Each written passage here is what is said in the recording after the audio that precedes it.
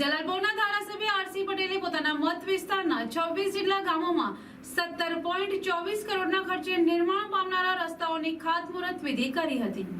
નવસારી જિલ્લાના જલાલપુર મત વિસ્તારના ધારાસભ્ય આરતી પટેલે પોતાના મત વિસ્તારના 26 જેટલા ગામોમાં રૂપિયા 17.24 કરોડના ખર્ચે નિર્માણ પામનારા રસ્તાઓની ખાતમુહૂર્ત વિધિ કરી હતી,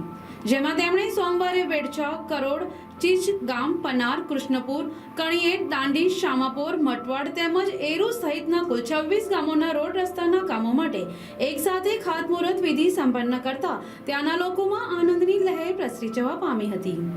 આ પ્રસંગે જલાલપુર તાલુકા પંચાયતના પ્રમુખ નીલમબેન પટેલ, કારોબારી અધ્યક્ષ હિરેન પટેલ, તાલુકા પંચાયત સભ્ય રણધીર પટેલ, જિલ્લા પંચાયત સભ્ય બળવંત રાઠોડ, જલાલપુર તાલુકા પ્રમુખ હિતેશ પટેલ, મહામંત્રી કેતન પટેલ, ઉપપ્રમુખ ધર્મેશ પટેલ,